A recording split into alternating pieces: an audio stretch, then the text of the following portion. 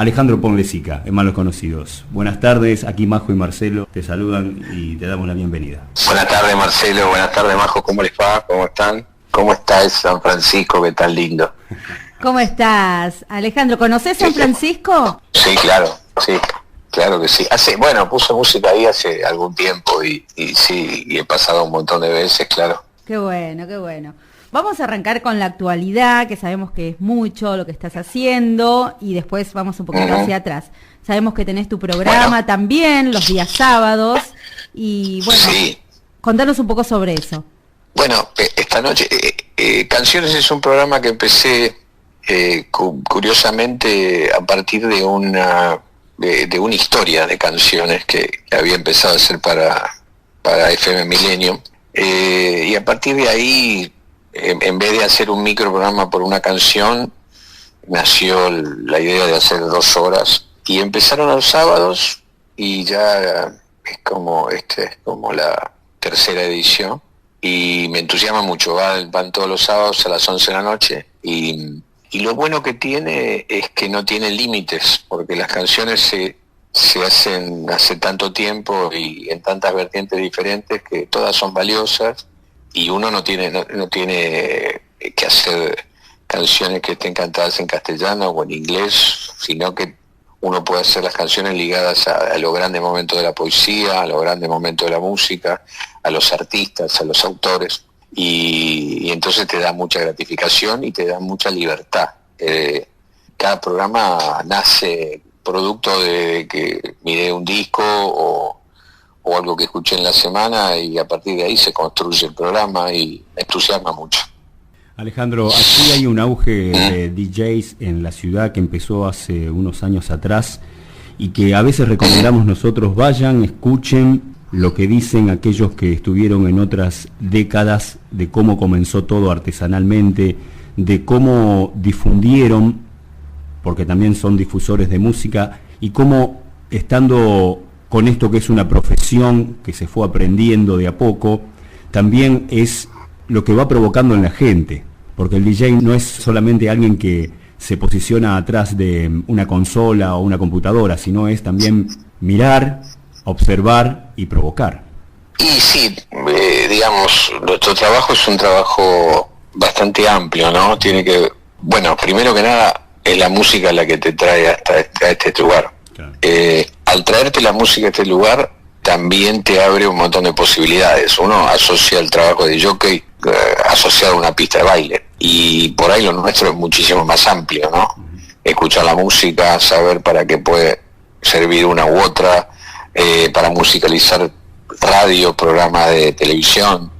Todo eso tiene que ver con un conocimiento de las canciones, que es la primera etapa de nuestra profesión. Hoy el mundo de la electrónica le abrió a los DJs otras opciones, otros caminos, y ser autor o productor de la música que se va a poner para bailar. Pero claramente, digamos, es un trabajo que tiene mucho de comunicador social, de psicología, de ir generando o ir sabiendo qué producen esas canciones sobre las personas, muchas veces asociado cuando musicalizar la radio, pero generalmente en nuestro foco de trabajo, que es el de la pista de baile, ir viendo cómo las distintas canciones que vos vas colocando una tras otra van generando una comunión entre las personas, un clima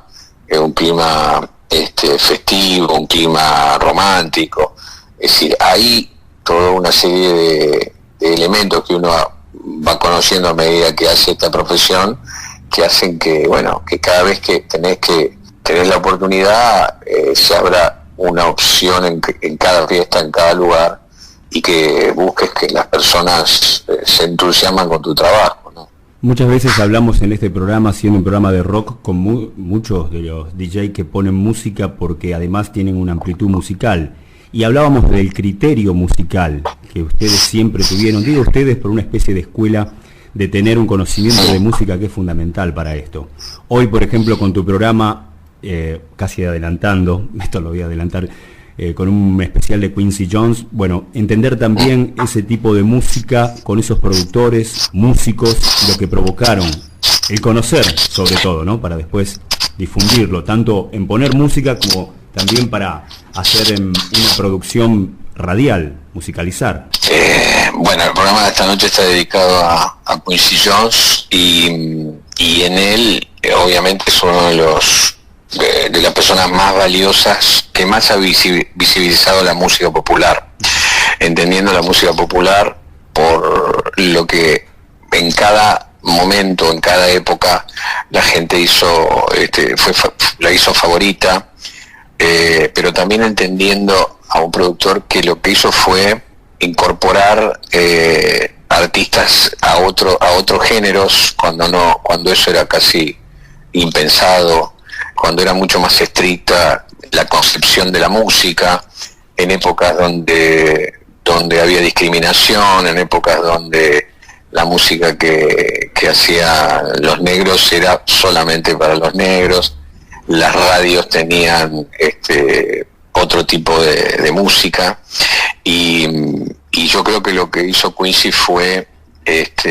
acompañar desde su difícil mundo, el mundo discriminado, acompañar la evolución de la música por la celebración de la música en sí misma, por la belleza de la música, y uniendo sus conocimientos primero como trompetista, después como integrante de una orquesta, y después cuando naturalmente se transformó en un director artístico, en un arreglador de orquestas, y para mí hay un momento crucial que es el año 59-60. El artista más popular de la historia de los Estados Unidos de ese entonces, que era blanco, por supuesto, Frank Sinatra, hace su primera revolución. Lo llama a Quincy Jones y a la orquesta de Count Basie. En un mundo que realmente era blanco y negro, la música empieza a generar una unión, a permitir que hubiera una admiración de ambas partes.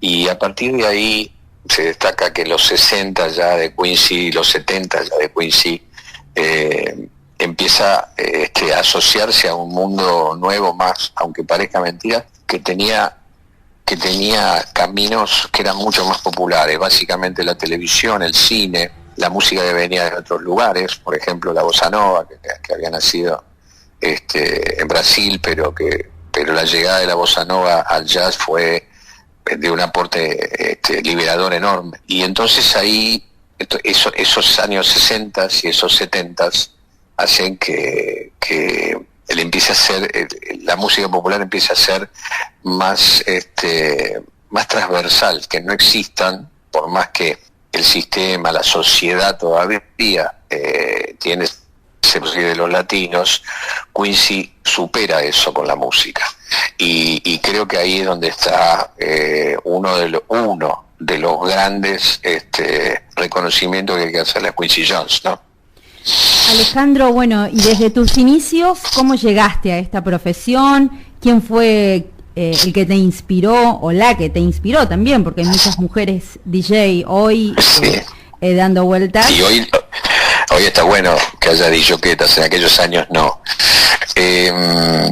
Y yo creo que el trabajo nuestro nace primero en tu casa, escuchando la música que le gusta a los tuyos, distinta. Ahora es como sencillo, cualquiera tiene un teléfono, cualquiera se conecta, cualquiera recibe una canción. Todos los días en los medios de comunicación te sale lo nuevo, y también te sale lo que a vos te gusta, o vos buscás lo que te gusta. En aquellos años de comienzo de nuestra profesión nace en la percepción del DJ, que nace del musicalizador de la radio en los 50s, y en los 60s empieza a haber algunos lugares donde la gente va a bailar, y ya por una cuestión económica ya no se bailaba solo con músicos en vivo, sino que se bailaba con grabaciones. Entonces ahí empiezan a aparecer los musicalizadores. Nosotros en Argentina, en los 60s, empezó la discoteca, empezaron los boliches, y ahí nació el DJ, pero el DJ no era la persona más importante. Lo más importante era que Vos ibas a un lugar a divertirte, ibas a tomar un trago acompañado y había música. Porque todavía se bailaba en los bailes, se bailaba con los músicos y era muy tradicional. Pero pisando los finales de los 60s y los comienzos de los 70s, los lugares de baile empezaron a ser realmente importantes. Y a partir de ahí, el DJ empezó a transformarse en alguien importante. Alguien necesario, más que importante, alguien necesario. Esos años, las radios difundían música en todos los idiomas, en italiano, en argentino, en castellano, en portugués, en francés y en inglés. Y entonces uno tenía que aprender y manejar toda esa información y llevarla a la pista de baile. Yo tuve la suerte de empezar de muy chico, en el 71, de poner la música para mis compañeros de colegio, las primeras fiestas en las casas, después en los colegios y después en los clubes. Y ahí empezó toda una evolución de nuestro trabajo de DJ, que en los 80 empieza a ser protagonista, básicamente porque hay muchísimos lugares en toda la Argentina donde se baila, pero además de la música pop que ya era que ya se editaba con mucha cantidad, en los 80 también el rock argentino empieza a tener un sonido bailable, un sonido pop a partir de Charly García, de Click Moderno, de Virus, de Soda, de Los Abuelos de la Nada. Y ahí es donde los DJs de toda la Argentina empiezan a ser cada vez más importantes. Y bueno, esa es nuestra evolución. Y en cada lugar, porque ustedes ahí han ido a un par de boliches donde había DJs brillantes, porque se hacían con los discos que podías comprar.